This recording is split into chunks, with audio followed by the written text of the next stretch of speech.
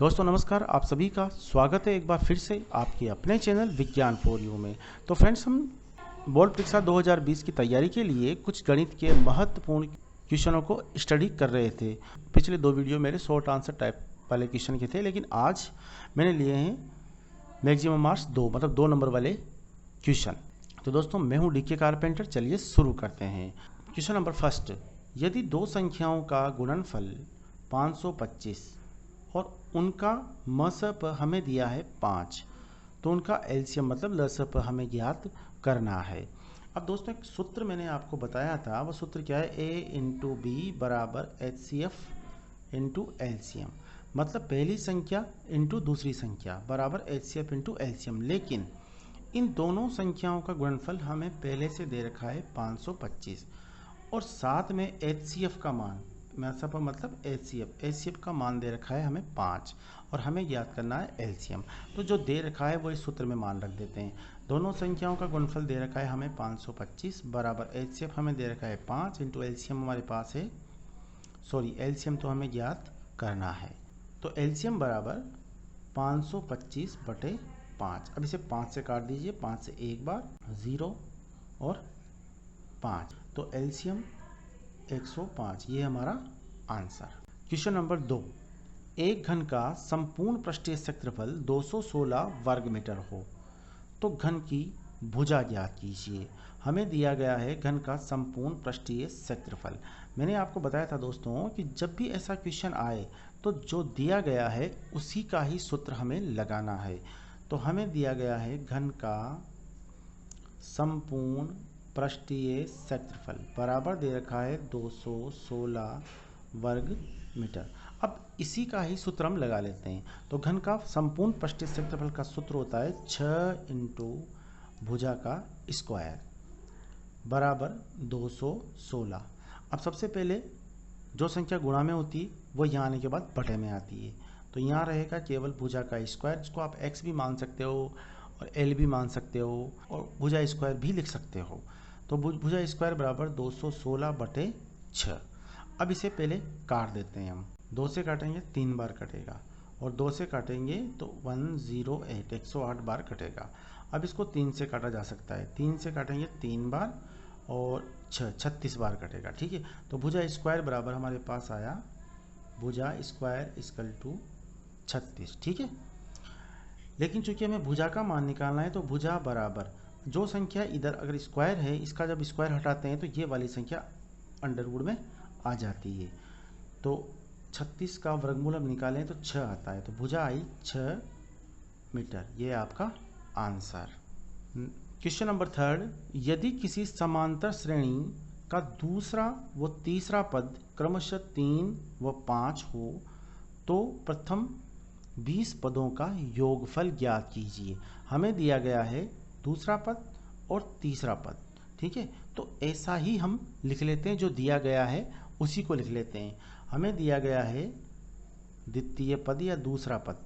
अब दूसरे पद को कैसे लिखा जाता है? a2 बराबर हमें दिया है 3, दूसरा पद हमें दिया है 3। इसी प्रकार हमें दे रखा है तीसरा पद, जिसे हम a3 से लिखते हैं, a3 बराबर 5। ठीक है, अब दोस्तों 20 पदों का हमें योगफल ज्ञात करना है। अब योगफल ज्ञात करने का सूत्र होता है एस एन बराबर एन बटे 2 कोष्टक 2a plus N minus 1 into D. अब इस सूत्र में हमें a चाहिए और d चाहिए। अब n भी है यहाँ पर, लेकिन n हमें पहले से दे रखा है n बराबर 20। तो a और d का मान हम किस प्रकार निकाल सकते हैं? देखिए दोस्तों, a2 दूसरा पद दे रखा है तो इसी का आप सूत्र लगा लीजिए, और a3 तीसरा पद दे रखा है, इसी का सूत्र हम लगा लेते हैं। कैसे? a2 बराबर हमें दे रखा है 3। अब a2 का हम सूत्र क्या लिखेंगे? a प्लस डी बराबर हमें दिया है 3। इसी प्रकार हमें दे रखा है a3 बराबर 5, तो a3 का ही सूत्र हम लिख लेते हैं यहाँ पर a प्लस 2d बराबर 5।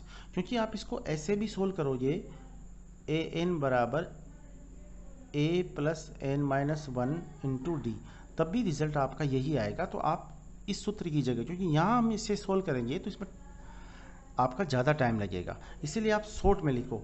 a2 मतलब a प्लस डी लिखा जा सकता है, a3 को a प्लस 2d लिखा जा सकता है। ठीक है, ये समीकरण नंबर फर्स्ट मान लेते हैं और ये समीकरण नंबर सेकंड मान लेते हैं। अब यहाँ पर हम लगाते हैं विलोपन मेथड या डिलीशन मेथड इसे सोल्व करने का, जहाँ से हमें ए और डी के मान आ जाएंगे। क्योंकि ये समीकरण, इसको सोल्व करने के लिए 3 विधियाँ होती है, प्रतिस्थापन विधि, विलोपन विधि और वज्र गुणन। लेकिन हम यहाँ पर सिर्फ विलोपन विधि का यूज़ करेंगे क्योंकि ये सबसे आसान होती है।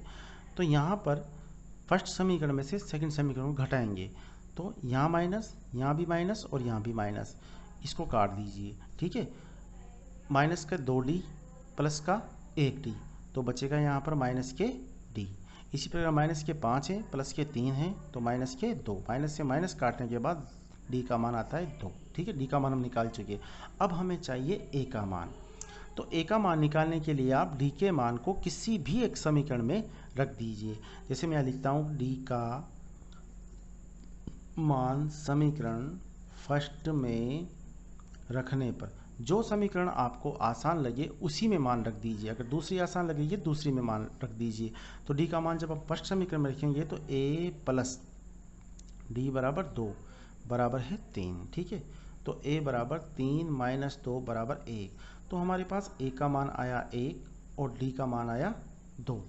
अब इस सूत्र में मान रख लेते हैं, क्योंकि हमारे पास a का मान है, d का मान है और n का मान हमें पहले से दे रखा है, क्योंकि हमें 20 पदों का योगफल ज्ञात करना है। ठीक है, तो अब इस सूत्र में मान रख लेते हैं। तो Sn बराबर n बटा 2 मतलब 20 बटे 2 कोष्टक 2 इंटू a का मान 1, n माइनस 1 मतलब 20 माइनस 1 इंटू d का मतलब 2। d का मान हम निकाल चुके 2 है।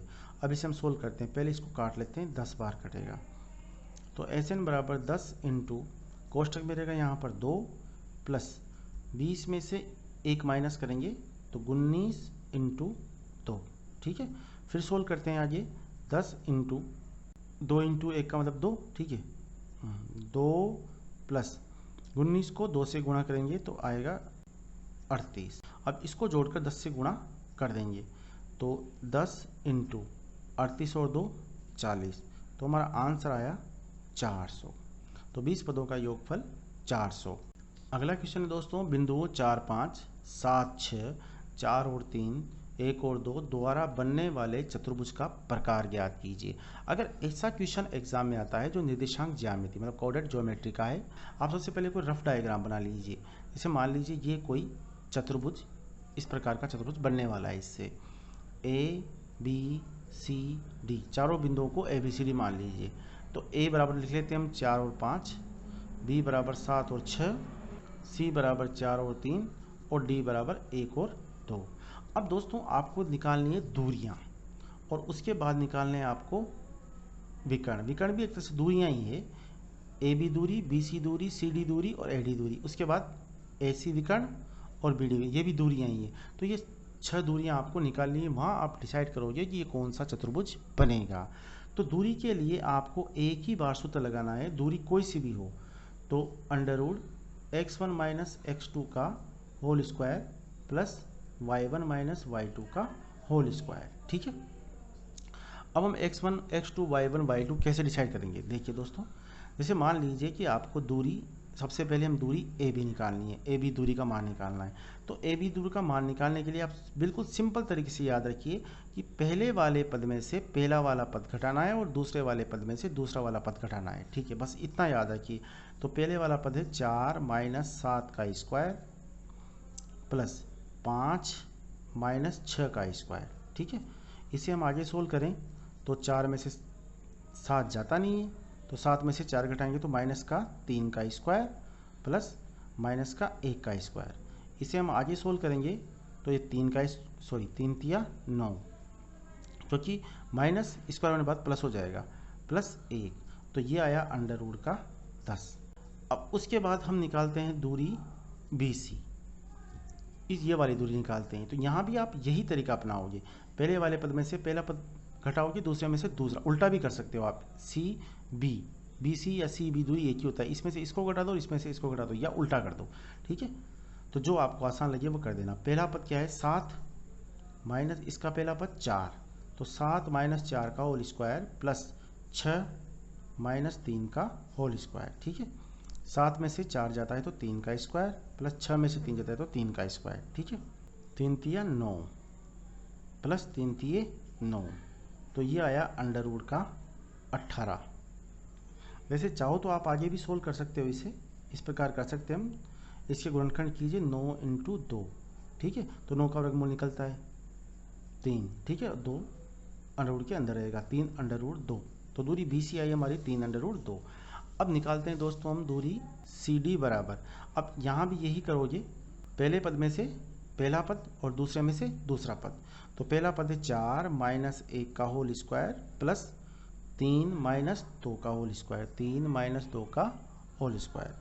आगे सोल्व करते हैं इसे, 4 में से 1 गया तो 3 का स्क्वायर प्लस 3 में से 2 गया तो 1 का स्क्वायर, ठीक है, तो 3 तिया 9 प्लस 1 बराबर अंडर रूट के 10। अब निकालते हैं दूरी AD या DA।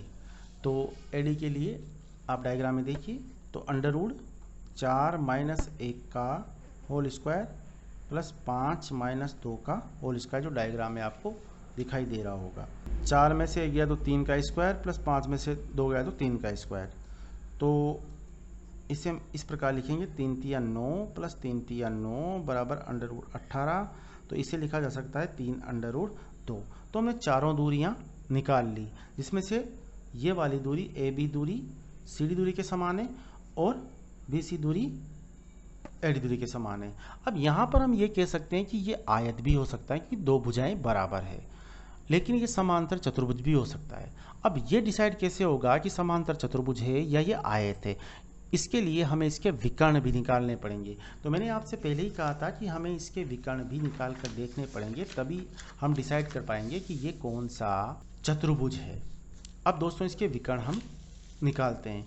विकर्ण AC, सबसे पहले हम निकालते हैं विकर्ण AC बराबर, ठीक है, तो AC। अब दोनों दूरियां देखिए आप, यहाँ पर पहला पद 4 और यहाँ भी 4, 4 माइनस 4 का होल स्क्वायर प्लस 5 और 3, 5 माइनस 3 का होल स्क्वायर, 0 का स्क्वायर प्लस 5 2 का स्क्वायर, ठीक है, तो 0 का कोई वैल्यू नहीं होता और 2 का होता है 4, तो इसका वर्गमूल निकालेंगे तो आएगा 2, तो एक विकर्ण तो आया हमारा 2। अब दूसरा विकर्ण देखते हैं, विकर्ण BD या दूरी BD बराबर BD, देखिए तो पहला पद 7 माइनस इसका पहला पद 1, 7 माइनस 1 का होल स्क्वायर प्लस इसका दूसरा पद 6 और ये 2, तो 6 माइनस 2 का होल स्क्वायर। दोस्तों मैं पहले कह चुका हूँ कि ये पहला वाला x निर्देशांक है, दूसरा वाला y निर्देशांक है। हमने सूत्र में भी यही लिखा, x1 माइनस x2 का whole square, y1 minus y2 का होल स्क्वायर। अब इसे हम सोल्व करते हैं, 7 में से 1 गया तो 6 प्लस 6 में से 2 गए तो 4, तो 6 का स्क्वायर 4 का स्क्वायर। आगे देखते हैं, 36 प्लस 16 तो आया 52, 52 का गुणनखंड कर 4 इंटू 13, तो बराबर ये आए, सॉरी अंडर रूट में, तो 4 का वर्गमूल निकलता है 2 अंडर रूट 13। अब दोस्तों इसकी दो भुजाएं समान और दो भुजाएं अलग, इसका मतलब ये आयत या समांतर चतुर्भुज। कंफ्यूजन था। अब विकर्ण निकालने के बाद दोनों विकर्ण अलग अलग आए, मतलब ये जो चतुर्भुज है इसे हम कहेंगे कि ये समांतर चतुर्भुज है, क्योंकि इसके दोनों विकर्ण अलग अलग लंबाई के हैं। अगर ये समान लंबाई के होते तो हम इसे आयत कहते, लेकिन चूंकि अलग अलग लंबाई के हैं इसलिए हम कह सकते हैं कि ये समांतर चतुर्भुज है। दोस्तों नेक्स्ट क्वेश्चन है, निम्नलिखित बंटन एक मोहल्ले के बच्चों के दैनिक जेब खर्च को दर्शाता है, इसका माध्य याद कीजिए। तो दोस्तों ये दे रखा है वर्ग अंतराल और ये दे रखा है फ्रीक्वेंसी या बारंबारता, बच्चों की संख्या बारंबारता और दैनिक जेब खर्च वर्ग अंतराल। तो सबसे पहले हमें निकालना पड़ेगा इसका मध्य मान, जिसे हम कहते हैं x से रिप्रेजेंट करते हैं, ठीक है। तो x कैसे निकालोगे आप, वर्ग अंतराल को जोड़कर उसमें 2 का भाग दोगे। वर्ग अंतराल जो दे रखा है उसकी, इसको बोलते हैं निम्न सीमा, इसको बोलते हैं उच्च सीमा, दोनों को जोड़कर आपको 2 का भाग देना है। तो दोनों को जोड़कर 2 का भाग देने पर कितना आता है, 10 और 20 को जोड़ें तो 30 आता है, 30 में 2 का भाग देने पर 15 आता है। अब नेक्स्ट जब आप करोगे तो बार बार ये प्रोसीजर करने की ज़रूरत नहीं है। क्यों नहीं है, क्योंकि जो वर्ग अंतराल है वो बिल्कुल समान है, इसीलिए आप क्या करोगे, चूंकि 10-10 का वर्ग अंतराल है इसीलिए आप सीधे सीधे 10-10 जोड़ते जाओ, अपने आप ही इसका मध्यमान आता जाएगा। तो 15 में 10 जोड़ेंगे 25, 25 में 10 जोड़ेंगे 35 और 35 में 10 जोड़ेंगे 45, 45 में 10 जोड़ेंगे 55, ये इसका वर्ग अंतराल, सॉरी मध्य मान निकाल चुकी हम। अब हमें निकालना है f इंटू एक्स, मतलब बारंबारता से मध्यमान को गुणा करना है। अब दोस्तों ये आपको पता इससे चलेगा सूत्र से, समांतर माध्य x बराबर सिग्मा f इंटू एक्स बटा सिग्मा f इंटू एक्स को गुणा करके जोड़ते हैं, फिर उसके बाद उसमें बारंबारताओं के योग का भाग देते हैं, ये सूत्र है। तो सूत्र के अकॉर्डिंग हमें क्या निकालना है, f इंटू एक्स निकालना है, उसके अलावा बारंबारताओं का योग करना है। तो पहले आप बारंबारताओं का योग कर लीजिए, तो बारंबारताओं का कुल योग आया 25, मतलब हम कह सकते हैं सिग्मा f का मान आया 25, ठीक है। अब f इंटू एक्स करके बारंबार मध्य मान को फ्रीक्वेंसी से बारंबारता से गुणा करके उसका हम टोटल करेंगे, तो गुणा कीजिए। तो यहाँ पर 3 इंटू 15, 5 इंटू 25, 4 इंटू 35, 7 इंटू 45 और 6 इंटू 55, ये आया 45। उसके बाद ये आया 125, 140, 315, 330, ठीक है। अब हमें निकालना है सिग्मा f इंटू एक्स, मतलब जो हमने फ्रीक्वेंसी को मध्यमान से गुणा किया उसे हमें जोड़ना है, 955, ठीक है। अब सूत्र में मान रख देते हैं, x बार बराबर सिग्मा f इंटू एक्स का मान कितना है 955 बटे बारंबारताओं का योग कितना है 25। अब इसे काट दीजिए, 5 से काट सकते हैं हम आसानी से 5 बार, और ये 5 से कटेगा, ये 5, 9 पंजे 45 और 1 पंजे 5। x बार बराबर 191 बटे 5, भाग दे दीजिए, तो इसका माध्य आया 38.2, ये आपका आंसर।